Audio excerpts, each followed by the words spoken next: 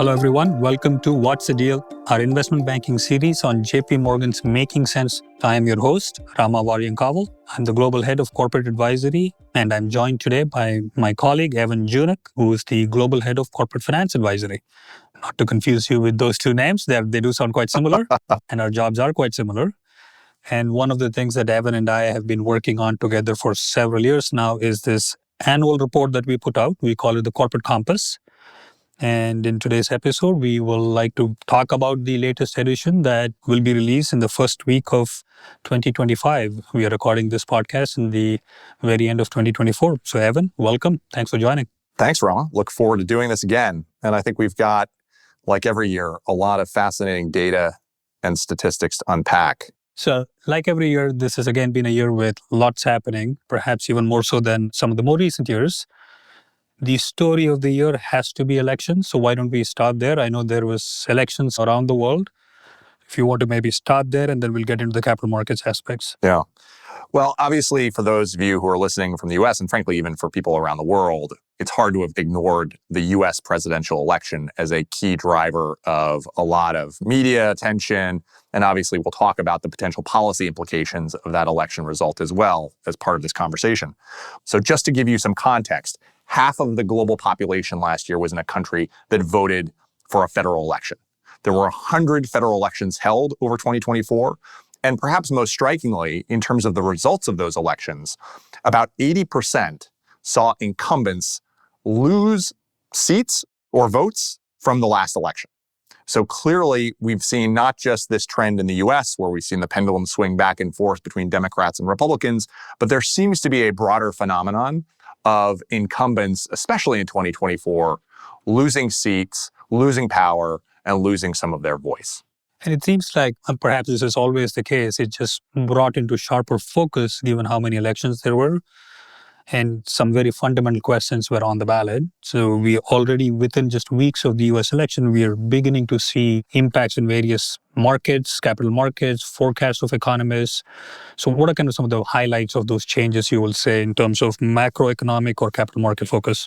So general themes and trends have been as follows. And I'll summarize these as more reflective of economist views, and not just JP Morgan's economist views, but consensus economist views across the market. So generally speaking, the view has been on a 2025 basis, growth is expected to go up or has increased relative to expectations prior to the US presidential election. Interestingly enough, 2026 has remained flat. So clearly there seems to be some instinct of near-term growth potential, and we'll talk a lot more about this, about the potential of 2025 versus 2026.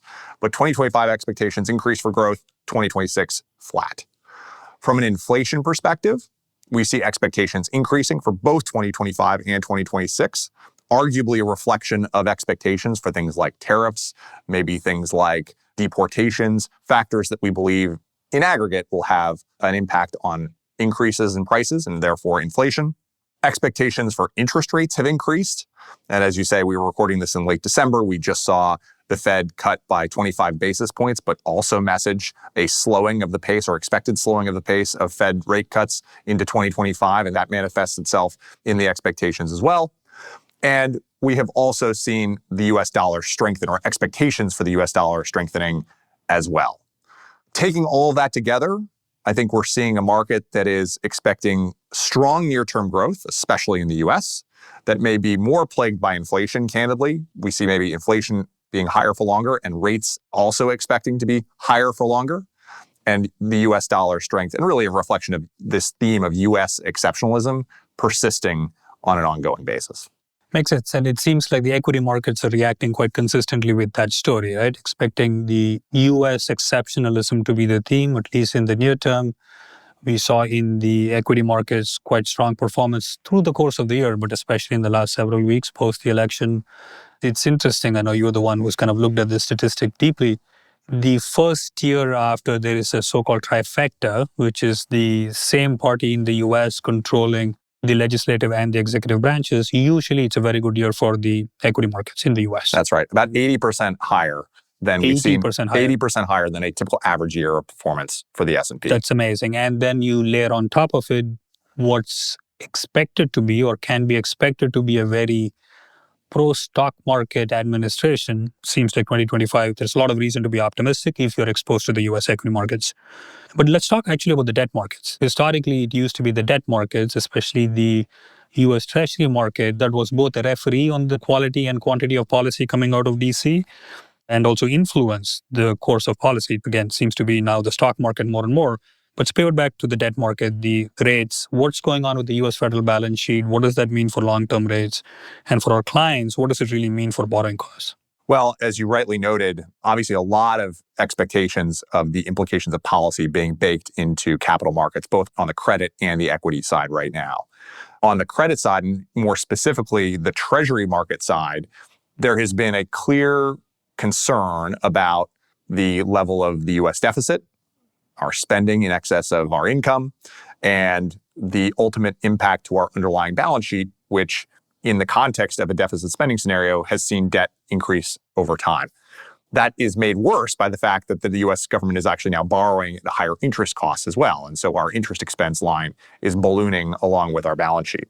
That all has the potential to have negative impacts on treasury markets. And when I say negative impacts, I mean it runs the risk of having treasury rates run higher than they have historically. As we talk about this, 10-year treasury rates have been bouncing around, call it 4 to 4.5%, anywhere in that area for the last several weeks.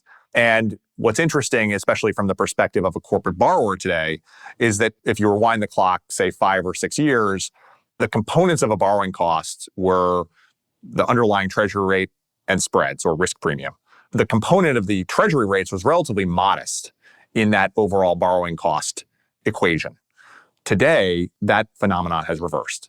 And so today, more than 80% of a company's borrowing costs comes in the form of the underlying treasury rate. That's the highest level it's been since prior to the great financial crisis in 2008 and 2009, and really underscores the impact or potential impact of policy, even if it's not directly related to company or corporate decision-making, but how US policy could influence underlying treasury rates and by extension, borrowing costs of the typical US company. Interesting. And so that doesn't sound great if I was a borrower, but I guess the other side of that same argument, both for an individual company or the US economy or the US federal government, is growth. That we make up for the higher cost of borrowing and the higher cost of capital by delivering more growth. Assume that is the logic. The US has, in fact, historically delivered better growth than other developed markets, at least. Maybe there are one or two exceptions, big economy exceptions in the world now, maybe India being really the only notable one. Otherwise, the US does have a better track record of delivering on growth. And also, I think the US investors have historically rewarded growth better. So the premium for growth in the US has always been higher. And I guess that's another reason for, if you're again a company that's looking at a higher cost of capital, to feel perhaps less bad about that, is to say, as long as you're delivering growth, you will get rewarded on the other end. So the return on the capital can also be higher, right? Stay on the growth theme. Almost impossible to talk about growth without talking about AI. Talk to us about where do you see the potential of AI? How much capital might be needed to sustain this? Yeah, look, I think you can't talk about growth in the United States right now without talking about this fundamental, it's the modern industrial revolution taking place in front of our eyes. And I will stop short of trying to guess or forecast exactly how AI will influence our future even over the next year. But I think the most amazing thing to observe really is two things around the AI boom, and we'll tie it to a couple other points as well. First is the quantum of capital being deployed, frankly, by a very small number of companies in very unique positions within the market is extraordinary. So we'll use the Magnificent Seven as a proxy for that group. And in fact, that's not even a really fair assessment because there are companies within that cohort that are not focused on AI as much. And there are, frankly, companies outside of that cohort that are more focused on AI. But just for a simplistic summary, we'll focus on that Magnificent Seven collection of firms. In 2024, those firms are expected to have spent between CapEx and R&D almost $500 billion amongst just those 7 companies on investment. That is a staggering number. Just to put that in perspective, that is not cash flow that they are borrowing or capital that they are borrowing from external sources. That is hardly 60% of the cash flow generation that those companies in aggregate are going to generate over that same time period. So just to give you the specific numbers, more than $850 billion of cash flow being generated by those companies against roughly $500 billion of investment. Another maybe staggering point of comparison for you, the US military budget is about $900 billion a year, per year. So think about 7 companies investing more than half our annual military budget, primarily focused just on one new emerging technology. There is no choice, in some sense, but to generate some level of base load growth in the US economy as a result of that quantum of spending from a small number of companies. That's amazing and quite some incredible statistics. There, is it fair to then kind of extrapolate from that and connect it to the previous conversation about how the US markets rewards growth? If you look back at the last, say, 10 years, the typical US corporate, set aside the Magnificent Seven, has focused a lot on return on invested capital, right? Improving margins, paying down debt, maybe doing buybacks, dividends, etc. Do you foresee that changing? Is there an incentive for companies not directly in the AI field to follow this algorithm of investing for growth and expecting that the market will reward that? I think I'll take the easy exit on the answer to that question, which is, of course, it depends. I think there are going to continue to be industries that find themselves constrained not by, candidly, regulation, although some may be, constrained by their investors, constrained by those who provide them capital. And I'll pick on the commodity-linked sectors for the most part would probably fall into this category, where notwithstanding stronger commodity prices over the last few years across a number of different vectors, those companies have stayed incredibly disciplined when it comes to the quantum of CapEx. Most of those companies have not seen CapEx numbers increase, certainly not consistent with the kinds of companies we've seen who have exposure to the AI boom. That said, I do think there are lessons we can learn from those capital-intensive, more cyclical firms, which is that those companies have ultimately found themselves more focused on things like return on invested capital and return thresholds. I think you have to imagine that these large AI firms will not perpetually get a blank check to invest in something that isn't ultimately going to generate returns for investors. But in fairness to those companies, and something we've not, frankly, specifically talked about in this report, but work we've done separately, the Magnificent Seven companies in aggregate have actually seen their return on invested capital improve over the last 5 years, not degrade. Again, another staggering stat for companies who are investing at this level of intensity, and a testament to, frankly, the profitability of their underlying businesses that are otherwise supporting this kind of investment. Again, just nothing but short of amazing. It also kind of makes me wonder, how does the rest of the world compete with that? But you hit on something that clearly is top of mind for lots of people, which is deregulation, right? It's been a theme of the incoming administration. I think it's fair to say that most corporate participants in the US economy will point out to the cost of excess regulation, right? And it's, again, I don't think it was anyone's intent, but through years of adding yet another piece of regulation to solve yet another issue, we are now in a position where it seems like many sectors are burdened by regulation. That has been a headwind to growth. Clearly, that seems to be time for change. What do you expect? And by the way, just as a statistic, just to kind of match you with perhaps a staggering statistic of my own, if you just look at the potential capital relief that the large US banks will get if the most stringent capital rules are not implemented, the Basel III endgame, that frees up about $150 billion of bank capital. And if you assume a 7 times type multiple for kind of capital to loan, we're talking over $1 trillion of capacity that these big US banks will have to put to work in the credit market, which obviously has multiplier effect on the economic activity it can generate. So that's just a small piece of the regulation pie, if you will. But I know there is a regulation across many other sectors. Where do you see that going and the potential impact of all that? So that's a great question. It's hard to even fathom all the potential areas in which deregulation could influence both corporate decision-making and, frankly, even just individual decision-making as well. To maybe keep it anchored a little bit in the capital markets, I think where we're seeing this is amongst the smaller cap firms in the market. So one of the consequences of this Magnificent Seven trend we've seen in the market, we talked about it last year in this discussion, is that if you look at the S&P 500 sort of headline multiple, we're at or near, depending on when you take the measurement, all-time highs. In contrast, mid-cap and small-cap companies have not benefited from that same level of outperformance over time. In fact, the gap between large-cap and small-cap remains relatively elevated versus history in terms of the relative valuation we see between those cohorts of firms. Since the middle of this year, we've seen a little bit of a reversal of that trend, and we've seen an acceleration of that trend since the results of the US presidential election. One interpretation of that would be that those companies are more likely to be beneficiaries of a more deregulated business operating environment. And that's intuitive, right? In the sense that smaller companies typically don't have the wherewithal and the resources and the economies of scale to operate most effectively in a more regulated environment. And so as a result, we could see small and mid-cap firms outperforming. We might see that outperformance leading to things like M&A opportunities, right? We may see people being more willing to transact in a world where valuations are more robust than they have been historically. And essentially those companies playing a little bit of catch up relative to the large caps who have benefited from the benefits of size and scale. Makes sense. Is it fair to say also perhaps that the relative performance of the smaller mid-cap companies relative to the big guys, that is an opportunity for the private equity community to take a look at? I mean, obviously that is their sweet spot, if you will, as opposed to the large cap.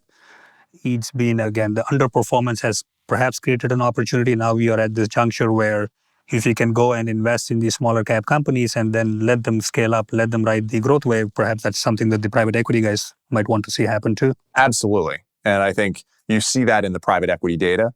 The amount of capital that's been recycled, the amount of monetizations that we've seen take place within the private equity asset space is roughly a half to a third over the last few years of its historic pace, let's say. And absolutely, we could definitely see a scenario where the performance of small and mid-cap firms improving could lead to more transactions with respect to those sponsor-owned companies, and certainly could lead to a baseline improvement of the overall M&A market as well. And I know you've done some interesting analytics on that, looking at historical factors that drive the volumes in M&A markets and how they are positioned right now. Would you mind maybe talking a little bit about that? Absolutely. So obviously, we've got a lot of people out there trying to sort of anticipate what might happen with M&A markets into 2025. We took a little bit more of a statistical-based approach and said, look, at the end of the day, the velocity of M&A is driven likely by the health of the underlying economy. So we looked at GDP growth, US GDP growth. It's probably driven by financing markets. So we looked at treasury rates. And it's probably driven by valuations. So we looked at S&P 500 valuation ratios, PE ratios. And those three variables actually do have a statistical significant relationship with the overall volume of M&A being announced in the US in a given year. And so we analyzed the last 15 years or so to assess, putting in some of the data for next year, what that might imply in terms of M&A velocity and M&A activity.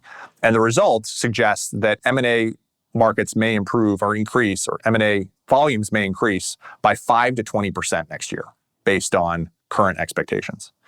And I think you could argue that that may be an underestimation of the ultimate result of M&A activity because of some of the deregulation topics we also just discussed, right? In a world of lower regulations, we could see that number being biased even higher. Makes sense. Very good. I'm starting to get worried that we're almost at time, but we haven't talked about any of the downsides. We've talked about all the good things, but the story is never that simple, never that straightforward. So let's spend maybe a couple minutes talking about what could go wrong. Are there risks that you are kind of focused on? What should, again, our clients who are using these statistics, these data points to make decisions, what should they also keep in mind? So I think at top of the list in terms of risks has to be geopolitical. And one of the things we examine in the piece is actually to illustrate the fact that the world we're living in today has more active state conflicts taking place than at any point in modern history, all the way back to World War II. And that is happening despite the fact that we continue to flirt with all-time highs in US equity markets, certainly in large cap US equity markets. And I think you have to look at that contrast, and it's obvious to recognize that there is a persistent risk there. I think from the perspective of most corporate decision makers, that risk comes in the form of supply chains, sourcing of goods and services. And we do look at some very specific kinds of key commodities and goods that have very elevated levels of concentration. So just to give you a few examples, rare earth metals, 69% of the global sourcing of rare earth metals comes from China. 66% of advanced semiconductor manufacturing capabilities come from Taiwan, right? We have a select set of goods and services that we rely very heavily upon that we have very concentrated exposure to in terms of overall geopolitical risk. So geopolitical risk is definitely one that's high on our list. Second is a corollary is China. What we looked at is we did a more deeper dive into sort of the internal workings of China, right? China itself is not the economic powerhouse that it has been known historically, right? Their growth has come down, their youth unemployment is high, housing prices have declined, exports have declined into the US, although that's a more nuanced comment.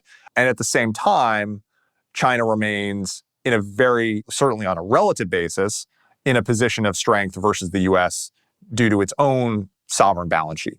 And so it does have arguably the tools in the toolbox to manage through some of those risks in maybe a way that even the US can't operate right now. Meaning offering more stimulus because they haven't quite done that in any great measure yet? Potentially, right? If it ultimately comes to that. I think the other dynamic that I think is maybe to draw it back to our conversation about elections is I think much of the conversation today is about thinking about, tariffs, for instance, will be a bilateral negotiation tool with many of the countries in which we actively trade. Well, that's a little bit framed in the context of us negotiating with sort of a constant on the other side, right? With somebody who sort of has established priorities, established objectives. Remember, we've seen 80% of the world's incumbents effectively, or I should say, in the elections that were made, 80% of incumbents have lost power. So it's not clear entirely in some of these countries what those objectives will be. We've got variables changing on both sides of these equations that need to be considered. And by contrast, China has had a single ruler for more than a decade now, right?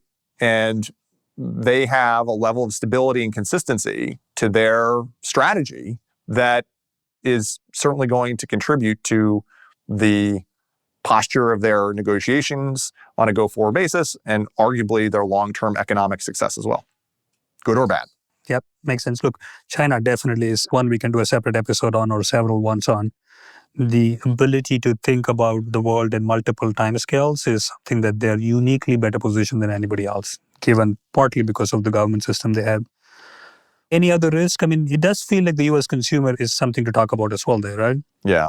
Look, one thing we unpacked a little bit is the evolving risk profile of the US consumer. And part of that goes into the opportunities that they've had to invest over the last several years. We've seen the typical consumer now more invested in the stock market than they have been historically. But with the recognition that investment in the stock market also comes with concentration risk, right? In large part to the Magnificent Seven, which now represent circa 25 to 30% of the overall stock market. So the typical person that may be invested in stocks in a diversified way, but are still exposed to a handful of big names in a big way. Investment in volatile cryptocurrency has increased substantially. The opportunities for participating in betting markets have increased significantly. And all the while, we've seen credit card debt creep back up and even past levels we saw pre-pandemic. And when things are going well, especially with the equity capital markets, I think that has the potential to create a lot of individual wealth, but it also creates risks to the downside. Got it. So there are risks all the way from the federal balance sheet, all the way down to the consumer, where this gamification of everything has allowed people to make bets that maybe even 5-10 years back they were either unable to or unwilling to. But despite all that, what I think is fair to say is there is lots of reasons to be optimistic in the new year, in 2025 at the very least. The policy environment can be expected to be supportive. The stock market is, in fact, an important indicator of the policy direction, and the market seems to be feeling pretty good about where the country is going, the US economy at least is going. So any kind of last words, if you're in the seat of one of our clients, you're a CEO or a CFO thinking about decisions you need to make, what would be one or two kind of tangible pieces of advice you might give? Yeah. So first, I think we have to acknowledge that this acceleration of change that we've seen so long in the technology, right? The technology we carry in our pockets, the technology we see on screens, that pace of change, that acceleration of change is now manifesting itself in other parts of our lives, right? It's manifesting itself in our politics to some extent. It's manifesting itself in the physical things we're building now, in large part in connection with things like AI, right? With now the largest technology companies, in some sense, becoming the largest infrastructure companies. So this acceleration of change is something that companies need to become increasingly aware of and prepared for. And that means becoming more nimble or staying nimble. It means being ready to make decisions rapidly. And it means being prepared for uncertainty to some extent. As a corollary to that, the second point I would say is, you're spot on that I think we see a lot of reason to be really excited about 2025, from everything from deregulation trends to the potential underlying growth and AI opportunities and investment opportunities we see across the market. When you start to look at the back half of 25 and into 26, there starts to be much more uncertainty. We can talk excitedly about things like deregulation, about things like individual tax cuts and all that sort of thing. But by the time we get to the end of 2025, by the time we're talking again next year, we're going to have to see how these things actually get implemented. And that's where I think the rubber is going to really meet the road. And the excitement and exuberance you see in markets today may be warranted, but it also may be overplayed. And so being prepared to act proactively in the first half of 2025, being on the front foot, makes a lot of sense. And finally, all of this has to be done through the lens of being prepared for the elements of uncertainty we see that remain so prevalent, and making sure that when you get through those opportunities, or you take advantage of those opportunities, that you're left from a position of strength to be prepared for more uncertainty to come. More uncertainty to come. That seems like as good a place as any to stop. Evan, thank you so much for joining me. And thank you for your fantastic work leading the Corporate Compass for the year. To all our listeners, thank you for listening, and hope everyone has a fantastic 2025. Thank you. Thanks, Rama.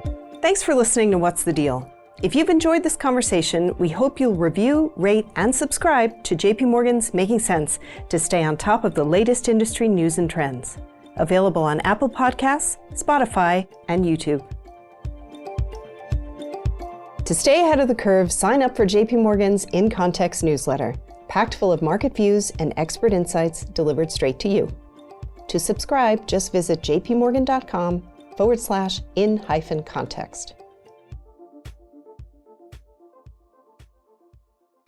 This material was prepared by the Investment Banking Group of JP Morgan Securities LLC and not the firm's research department. It is for informational purposes only and is not intended as an offer or solicitation for the purchase, sale, or tender of any financial instrument. Copyright 2025 JP Morgan Chase & Company. All rights reserved.